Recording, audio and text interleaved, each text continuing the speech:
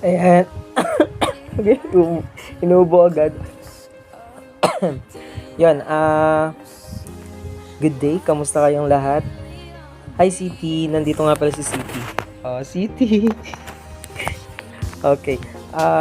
For today's video, I'm gonna share my experience as service crew sa McDonald's. Yan. Ano ba yung kwentong McDonald's mo? Sabi, parang, love ko to.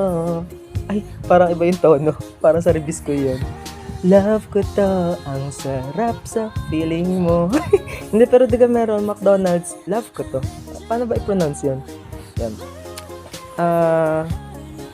Etong video na to ay tinake ng March 11, pero i-upload ko siya ng March 12 kasi ito yung ating day 12. So yun, umpisahan na natin. Kwentong McDonald's.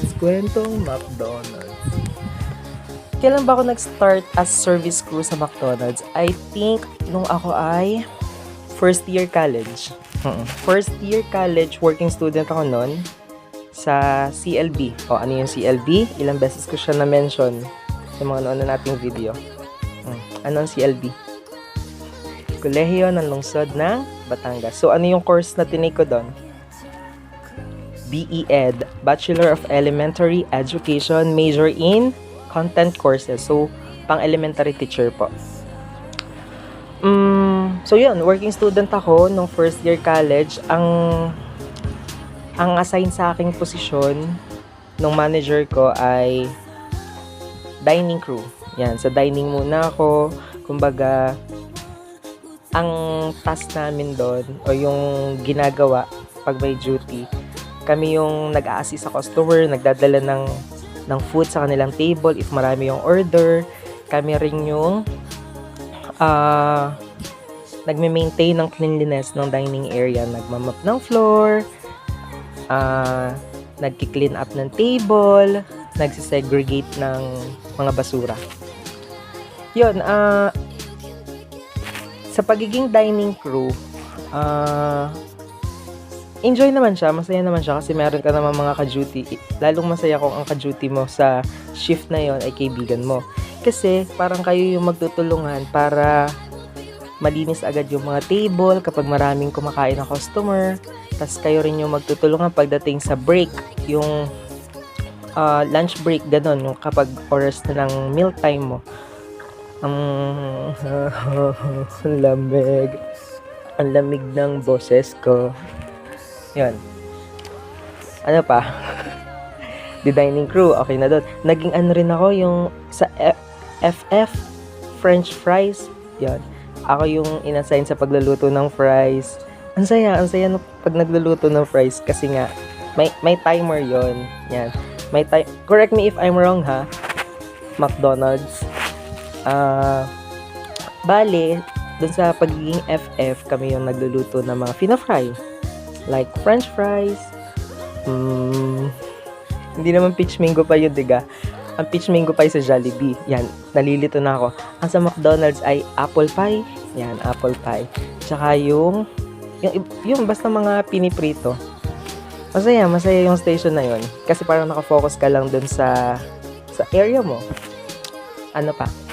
Then naging counter crew. Naging counter crew ako. Nakakatakot yun kasi may mga nasa short. Pero ang ginagawa ko talaga, nag-iingat ako kapag sa pagsusukli. Yan, sa pagsusukli. Titingnan ko talaga yung pause. Yan. Yung pinipindot, ganyan. Pero masaya rin sa station ng counter. Kasi marami kayo nagtutulungan doon. May nag-prepare ng food. Tapos merong assembler, yung mag-assemble ng order ng customer mo. Ikaw nakafocus ka lang minsan sa pause. Tapos yun, natulong din yung mga manager. And mababait yung mga manager na nakasama ko sa McDonald's Burgos. Tapos, ano pa? Yan, naging host ako ng party kapag may party doon sa McDonald's Burgos. Masayang experience. Tapos naging character din ako, yung nagsusuot ng yung sina Birdie, yan, ganyan. And then, parang 1 year lang ako noon. 1 year lang akong nakapag-work sa McDonald's. Pero kahit 1 year lang, ang sarap sa feeling kasi ang dami ko naging kaibigan. Tapos yung boss namin mabait kasi may binibigay sila parang token or grocery every time na Christmas party. Tapos meron din kaming parang general meeting, para-parehas yung mga uniform. Yung nakakamiss. Siguro iilan na lang yung mga kilala ko na nasa McDonald's ngayon. Tapos, ano pa? Yung meal, masarap lagi ang meal namin. Masarap. And then yun, parang nag-try akong mag-apply sa McDonald's as management trainee, yung manager. Kaso, ang sabi nung nakausap kong manager, hindi ata. Correct me if I'm wrong ha, sa mga viewers natin na nagwo-work sa McDonald's or mayroong background sa McDonald's. I'm just only sharing my own experience. Yun, ang sabi, hindi daw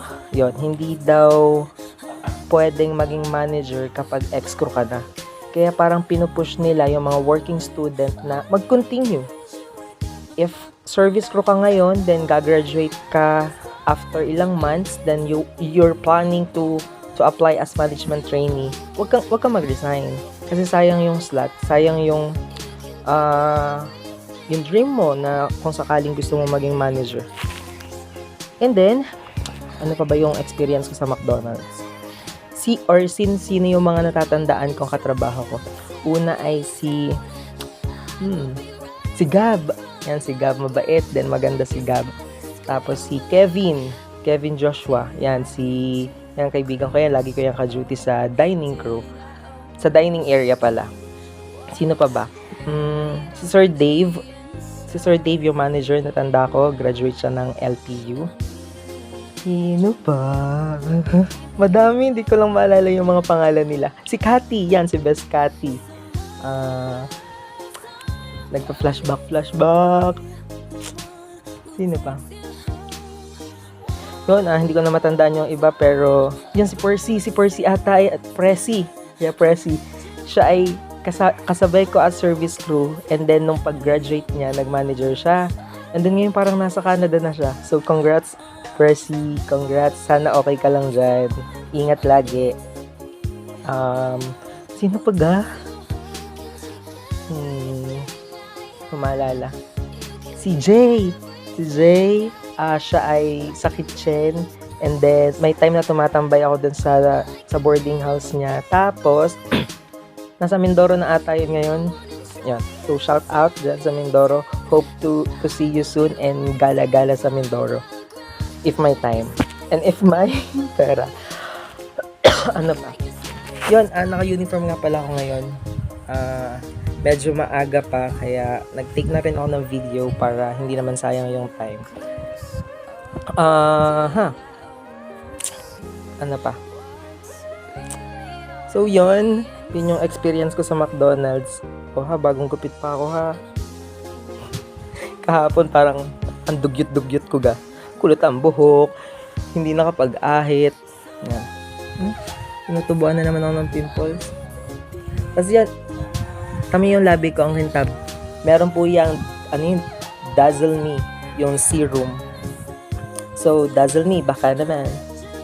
Tsaka, petrol yung jelly, gawa ng nagpuputok-putok yung labi ko kapag sobrang lamig, yung parang nagda-dry, tas yung bigla kang mapapangiti, wasak, dugo. Ano pa?